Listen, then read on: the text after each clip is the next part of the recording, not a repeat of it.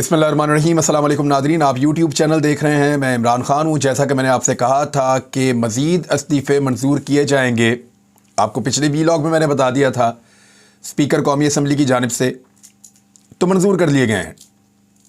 35 मज़ीद अरकान कौमी असम्बली के इस्तीफ़े मंजूर हुए हैं और इनके इस्तीफ़े मंजूर करने के बाद अब हालिया जो इस्तीफ़े मंजूर हुए हैं वो 70 एक और 11 पहले, तो इस तरह कुल 81 अरकान कौमी असम्बली पाकिस्तान तहरीक इंसाफ से जिनका ताल्लुक़ था उनके इस्तीफ़े मंजूर हो चुके हैं। लेकिन अभी भी उनके 50 लोग बाकी हैं जिनके इस्तीफ़े मंजूर होने हैं।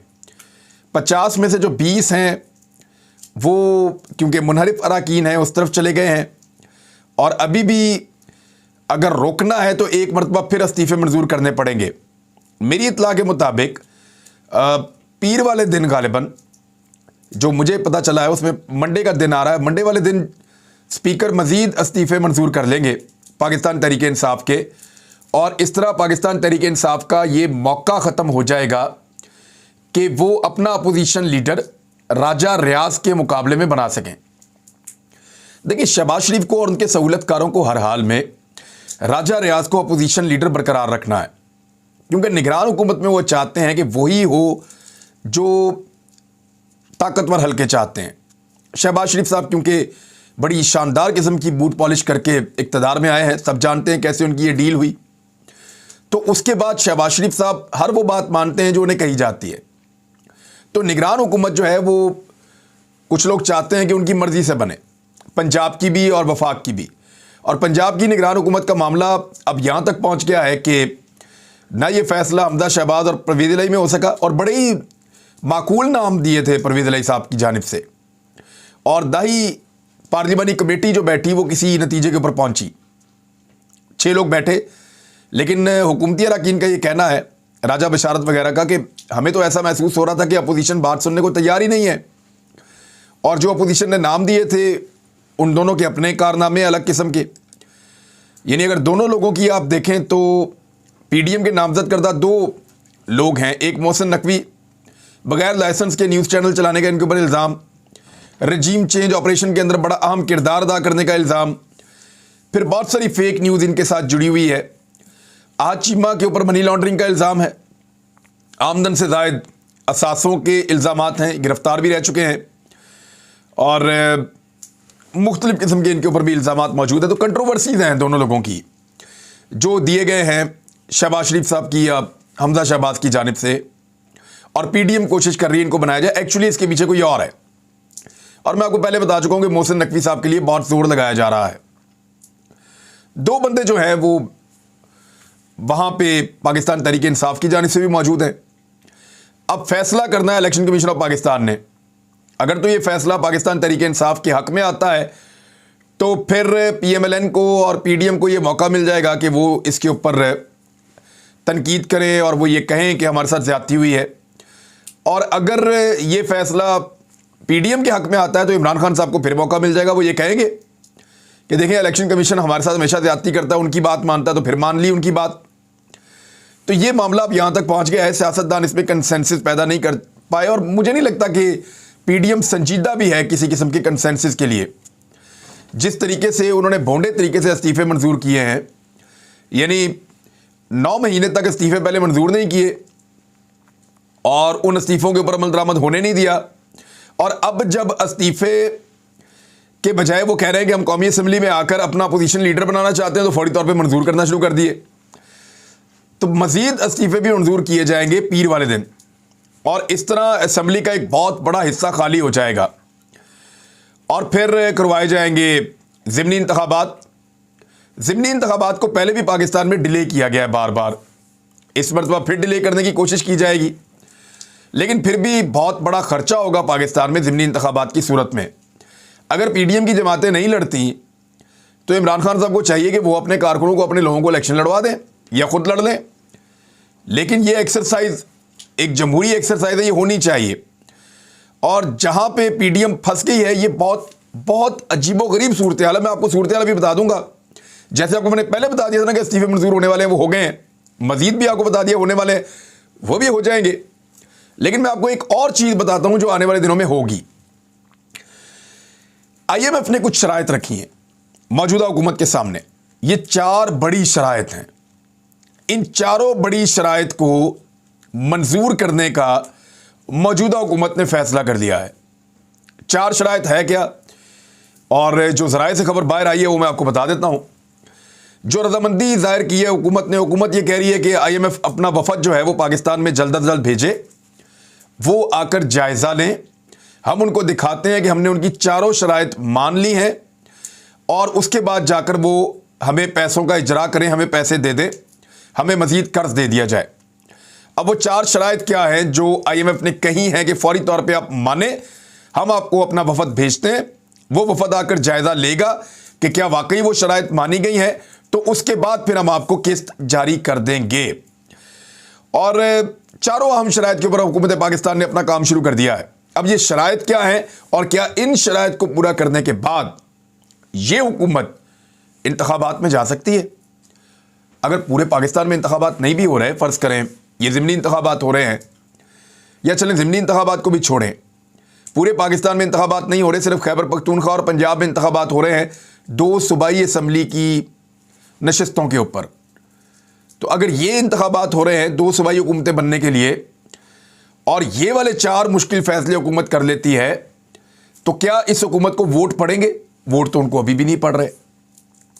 80% इलेक्शन वो अभी हार जाते हैं। उनके उम्मीदवारों ने इलेक्शन लड़ने से इनकार कर दिया है, और ख़ासतौर पे नून लीग के अंदर बहुत ज़्यादा मुखालफत पैदा हो चुकी है और उनकी पार्टी के अंदर धड़े बनना शुरू हो गए हैं। मिफ्ता इस्माइल, शाहिद खाकान अब्बासी और दीगर कुछ लोग वो कुछ और ज़बान बोल रहे हैं और मरीम नवाज़ के अंडर काम नहीं करना चाहते। वो मैं उसके ऊपर आता हूँ बाद में, लेकिन आप ये पहले 4 बड़े मुतालबात आईएमएफ के आप देख लें। उनमें पहला मुतालबा ये है कि जो डॉलर की कीमत को इसहाक डार साहब ने ज़बरदस्ती दबा कर रखा हुआ है और उसका जो एक्सचेंज रेट है उसके ऊपर कंट्रोल कर रहे हैं बैंकों पर दबाव डालकर, क्योंकि इंटर बैंक में अंदर इस वक्त डॉलर जो है वो 227-28 के अंदर रखा हुआ है इन्होंने ज़बरदस्ती। लेकिन एक्चुअली जो डॉलर की प्राइस है जो ओपन मार्केट में है वो कोई 270 रुपए के करीब है। तो इसी के बीच में कहीं पे डॉलर की असल कीमत है जो 260 के लगभग लगती है।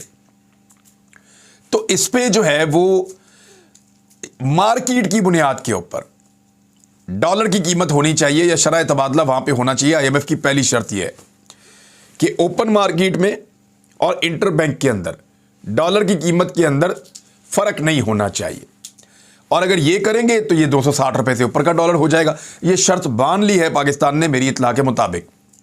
तो अब डार साहब ये कह रहे थे कि मैं 200 के भी नीचे ले आऊंगा डॉलर। पहले तो कहते थे 100 रुपए का करूंगा, फिर कहते थे 130 का करूंगा, फिर कहते थे 200 के अंडर ले आऊंगा, फिर कहते थे मैंने 250 पे रोका हुआ है। तो अब उनको ये डॉलर 250 से ऊपर ले जाना पड़ेगा इसहाक डार साहब को। पहली शर्त यह है, अगर तो आईएमएफ के साथ मुज़ाकरात करने और उनसे पैसा लेना है तो। दूसरी शर्त यह है कि बिजली की कीमत में इजाफा किया जाए और गर्दिशी कर्जे ये सारा मामला इसका हल करके दिया जाए और बताया जाए कि किस मैकेनिज्म के तहत पाकिस्तान इन गर्दिशी कर्जों से जान छुड़ाएगा और बिजली की कीमत आईएमएफ के कहने के मुताबिक बढ़ाएगा।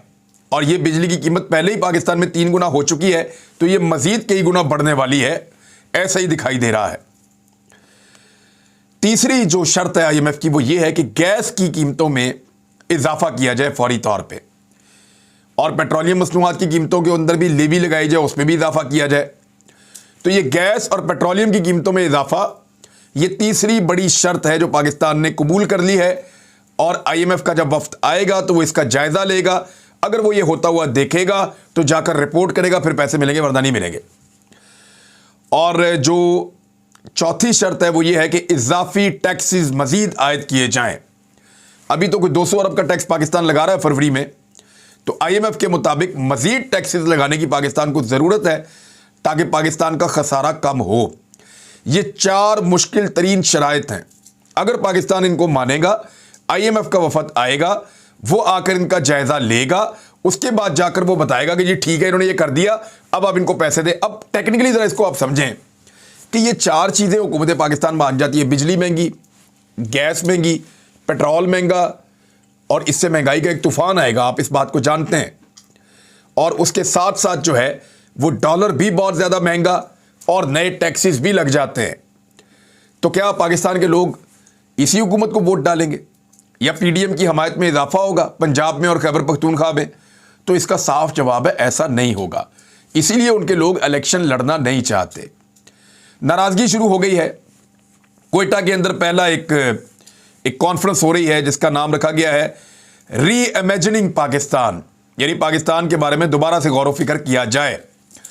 इसमें नून लीग के शाहिद खकान अब्बासी साहब जाएंगे, पीपल्स पार्टी के मुस्तफ़ा नवाज खोखर साहब जाएंगे, मिफ्ता इस्माइल साहब भी जाएंगे और एक प्रेजेंटेशन वो भी देंगे कि मईशत कैसे डूब गई और क्या हुआ। मिफ्ता इस्माइल साहब अपने मुंह से कह रहे हैं कि जब पंजाब का ज़िमनी इंतखाब हुआ जिसमें पाकिस्तान तहरीक इंसाफ ने कुछ 75% 80% कामयाबी हासिल की और PMLN जो है वो बुरी तरह नाकाम हुई धांधली के बावजूद, तो उसके बाद मिफ्ता इस्माइल साहब का ये कहना है कि नून लीग घबरा गई और ऐसा लगता है कि वो अभी तक घबराए हुए हैं, वो कोई भी इलेक्शन लड़ना नहीं चाहते और घबरा के उन्होंने इकदाम ऐसे उठा लिए कि सारे के सारे इख्तियारात मरियम नवाज को नवाज शरीफ साहब ने दे दिए हैं। मरियम नवाज साहबा के बारे में मैं आपको एक दो चीज़ें बता दूं कि पार्टी के लोग मरियम नवाज के अंडर में काम नहीं करना चाहते। ये प्रॉब्लम आ रही है।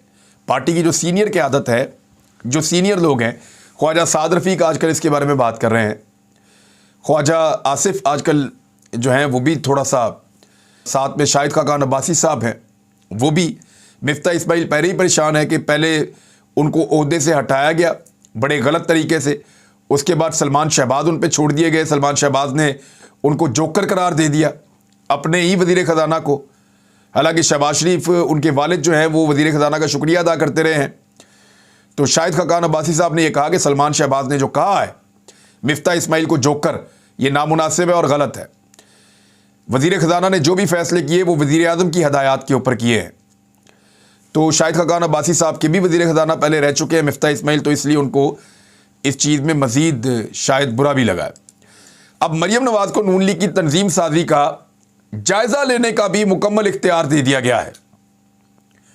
यानी PMLN के अंदर जो लोग 2-2 3-3 दहाइयों से काम कर रहे हैं, वो चंद साल पहले सियासत में आने वाली मरियम नवाज उनके मुस्तकबिल का, उनकी सियासत का और उनके ओहदों का फ़ैसला करेंगी और उसका जायज़ा लेंगी। ये होता है बड़े आदमी के घर में पैदा होने का फ़ायदा। ये होता है मौरूसी सियासत का फ़ायदा कि आपके बच्चे बड़े हो जाए ऑटोमेटिकली लीडर बन जाते हैं।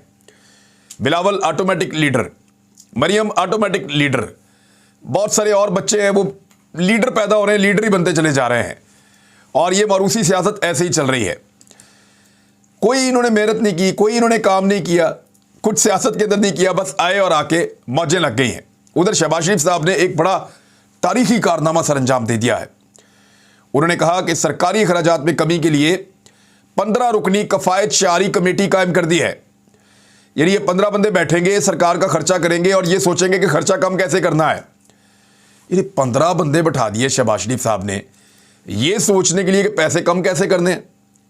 तो मियाँ साहब आप वैसे ही किसी आम आदमी से पूछ लें, आपको एक बंदा बता देगा। सबसे पहले तो अपनी कैबिनेट आप करें जी 70% फारग। आपने पाकिस्तान की तारीख की सबसे बड़ी काबीना बनाई है, आपके पास 80 के करीब वज़रा है। आप उनकी तादाद कम करके 40 पे ले आए, 30 पे ले आए, 20 पे ले आए, कफ़ायत शारी हो जाएगी। आप सरकारी अफसरान से बड़ी बड़ी गाड़ियां लेकर उनको नॉर्मल गाड़ियों में ट्रैवल करने का कहें, कफ़ायत शारी हो जाएगी। आप लोग जो 20-20, 30-30, 50-50 गाड़ियों के काफिले में घूमते हैं, आप 2-2, 3-3 गाड़ियों में घूमना शुरू हो जाएं, कफ़ायत शारी हो जाएगी। मियाँ साहब आप जब दुनिया के अंदर ट्रैवल करने के लिए जाते हैं तो आप 50-60 लोगों का साथ कुंभा पूरा टब्बर लेकर जाते हैं, सहाफ़ियों को भी, बंदे भी, सियासतदान भी, पता नहीं किस किस को, पूरी की पूरी काबीना आपके साथ होती है।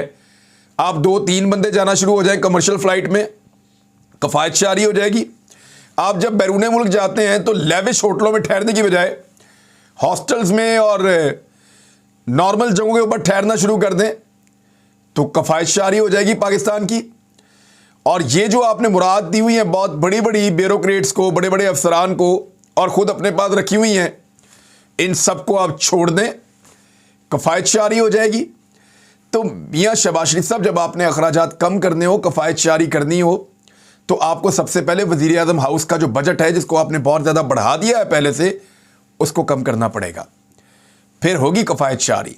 ये 15 रुकनी कमेटी बना के कफ़ायत शारी नहीं होगी।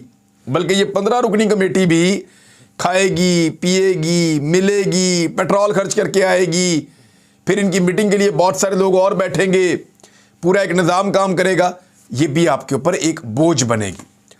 तो शहबाज शरीफ साहब जो है वो इस किस्म के स्टंट करने से बाज नहीं आ रहे और लगातार करते जा रहे हैं, जबकि उनकी पार्टी के अंदर इख्तलाफात बढ़ते बढ़ते मजीद बढ़ते बढ़ते यहां तक पहुंच गए हैं कि अब सीनियर लोग आहिस्ता आहिस्ता ये कहना शुरू हो गए हैं कि ये घर की पार्टी है, हमारा इसमें क्या लेना देना, और इनके फैसलों से हमें हमेशा नुकसान होता है। ये जो भी फैसला करते हैं अपना और अपने घर के बारे में सोच कर करते हैं। दूसरी जानिब एक आखिरी खबर मैं आपको दे दूं इस वीलॉग में, और उसके बाद फिर अगले वीलॉग में कुछ और इंपॉर्टेंट चीज़ें मैं आपको बताऊंगा। पेट्रोल के हवाले से एक अच्छी खबर नहीं है, और खबर यह है कि बैंकों का ऑयल कंपनीज की पेट्रोल इंपोर्ट एलसीज खोलने से इनकार।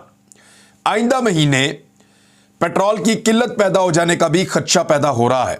एक तरफ तो 2 सूबे इलेक्शन में जा रहे हैं, दूसरी जानिब अगर पेट्रोल की किल्लत पैदा हो जाती है, यानी इंडस्ट्रीज राय का यह कहना है कि एलसीज अगर ना खुली तो फरवरी के आगाज से पेट्रोल की किल्लत हो सकती है। 10 दिन से एलसीज खुलवाने की हम कोशिशें कर रहे हैं और हमारी कोशिशें कामयाब नहीं हो रही, जबकि ज़राए का कहना है कि ईरानी डीजल की सप्लाई बढ़ने के सबब डीजल मुनासिब मिकदार में कहीं ना कहीं मौजूद है, लेकिन फिर भी ये किल्लत हुकूमत के गले पड़ सकती है इंतखाबात से पहले। तो सिचुएशन अब तक की ये है। कुछ चीज़ें और आपसे शेयर करता हूँ अगले वीलॉग में। तब तक के लिए अपना ख्याल रखिएगा, अपने इस चैनल का भी। अल्लाह हाफ़िज़।